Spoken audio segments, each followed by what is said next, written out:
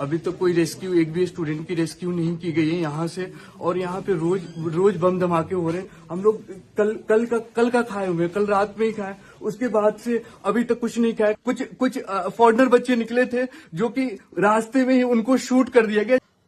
Ukraine के अंदर सूमी नाम के शहर में मेरे छात्र अब भी फंसे हुए हैं। ये तस्वीरें देखिए, गुहार लगा रहे हैं लोग।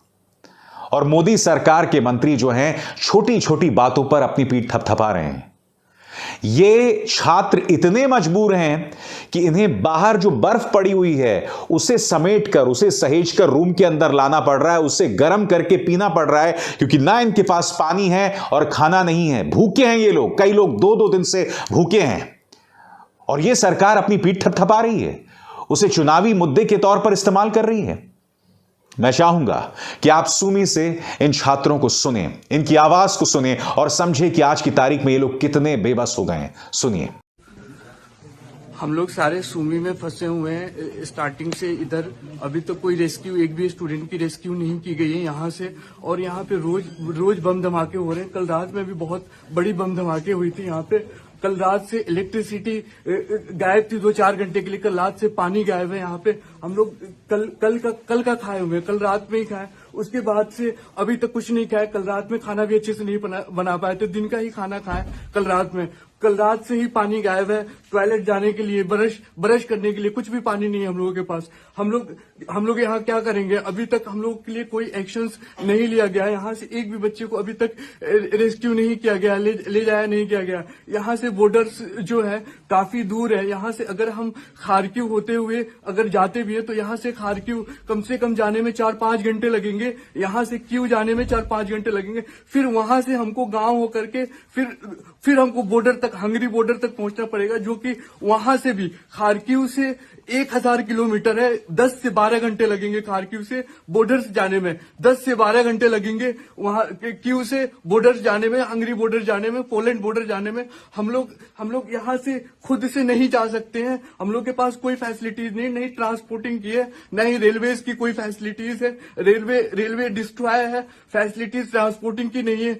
स्टार्टिंग से हम लोग के लिए कुछ नहीं किया जा रहा है। कुछ बच्चे निकले थे नाइजीरियन, कुछ फॉरेनर बच्चे निकले थे जो कि रास्ते में ही उनको शूट कर दिया गया, जो कि हम लोगों के पास वीडियोस भी पड़ी हुई है। इस डर से इंडियन से एक भी बच्चा नहीं निकला, अभी तक यहाँ से नहीं जा रहा है। गवर्नमेंट का वेट कर रहा है कि गवर्नमेंट हम लोगों की हेल्प करेगी, बट अभी तक गवर्नमेंट का हम लोगों के लिए कुछ अभी तक कोई इन्फॉर्मेशन नहीं आई है। कुछ कह रहे हैं बसेस खड़ी हुई है, बट बसेस खड़ी करने से नहीं होगी। रशियन बॉर्डर पे, रशिया बॉर्डर ही हम लोग के सिर्फ करीब है। यहाँ से 20 से 25 मिनट टाइम लगेगा रशिया बॉर्डर पहुंचने में, बट रशिया बॉर्डर पे खड़ी करने से नहीं होगी। हम लोग सूमी में फंसे हुए हैं, जो कि यहाँ से 40 से 50 किलोमीटर है रशिया बॉर्डर, और यहाँ से जाने में 20 से 25 मिनट लगेगा। और यहाँ से हम लोग जाएंगे, हॉस्टल से निकलेंगे, चारों तरफ स्नाइपर्स लगे हुए हैं, हर तरफ स्नाइपर्स लगे हुए हैं। और अब दोस्तों देखिए आपके स्क्रीन पर किस तरह से बर्फ को पिघलाकर ये छात्र जो हैं पानी पीने को मजबूर हैं।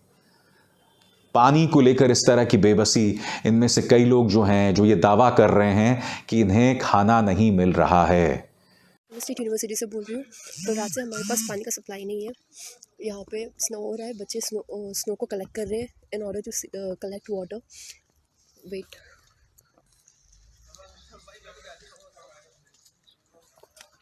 सिचुएशन यहाँ पे ख़राब होती जा रही है। अभी तक हमें कोई अपडेट नहीं मिल रहा। Water pipeline are busted. Okay. See this girl. We'll be dead in a few hours.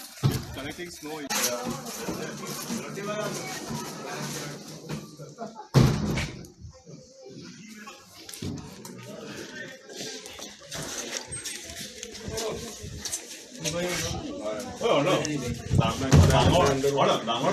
मैं फिर समझना चाहता हूं मोदी सरकार से कि आप इन्हें बचाते क्यों नहीं हैं, इन्हें रेस्क्यू क्यों नहीं कराते हैं।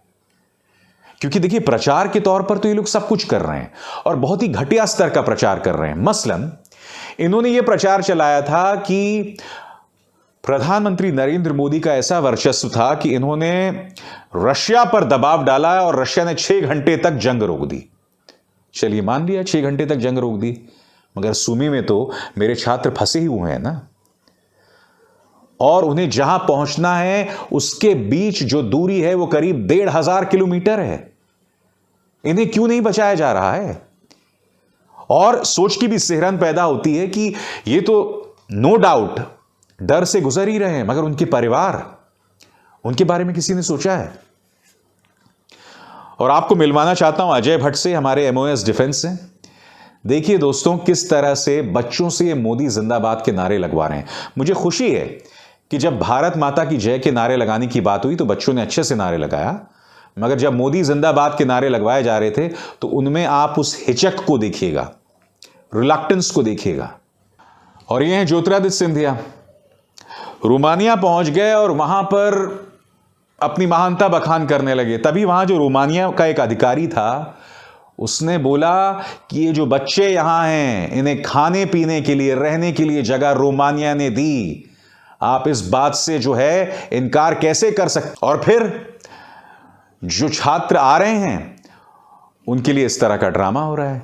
यहां देखिए MOS foreign affairs madam Meenakshi Lekhi हाथ बांधकर खड़ी हुई हैं और उनका स्वागत कर रही हैं। मैं ये समझना चाहता हूं इन तमाम चीजों का फायदा क्या है? क्या सब कुछ प्रचार के जरिए चलेगा? भाई, हम सब जानते हैं कि कई ऐसे वीडियो सामने उभर कर आए हैं, मसलन ये वीडियो जहां छात्रों को 30 किलोमीटर तक चलने को मजबूर होना पड़ा। अभी भी हम नहीं जानते हैं कि जो छात्र चलने को मजबूर हैं वो कितने सुरक्षित हैं, क्योंकि उनका सामना रशियन सोल्जर्स से हो रहा होगा, उनका सामना यूक्रेनियन सेना से हो रहा होगा। उन्होंने उनके साथ किस तरह का बर्ताव किया होगा? कोई जानता है? नहीं जानता है। जब आप इन तमाम मुद्दों को संबोधित करें, उसका समाधान निकालें, तब जाकर आप अपनी पीठ थपथपाइए। और इससे पहले 2011 में 16-17 हजार भारतीयों को लिबिया से निकाला गया। 1.5 लाख लोगों को 1990 के दशक में निकाला गया था खाड़ी युद्ध के दौरान। उस वक्त तो सरकारों ने अपना ढिंढोरा नहीं पीटा था, ऐसे ढोल नगाड़े नहीं पीटे थे, इस तरह से रोज लेकर नहीं खड़े हो गए थे, गुलाब लेकर नहीं खड़े हो गए थे लोगों का स्वागत करने के लिए। और आप जानते हैं इस सब के पीछे वही सोच है कि जो छात्र बचकर आ रहे हैं उन पर एहसान लगाओ, कि तुम एहसान मानो कि तुम बचकर आ गए हो। अगर तो आपने अपने कौशल से सूमी में बचे छात्रों को यूक्रेन के बीचों बीच आप उन्हें बचा लेते तो मैं समझ सकता था, मगर माफ कीजिएगा, यह कोई बहुत महानता वाला काम नहीं है। खैर, इस मंच पर मैं उन छात्रों का मुद्दा उठाते रहूंगा। अभिसार शर्मा को दीजिए इजाजत। नमस्कार।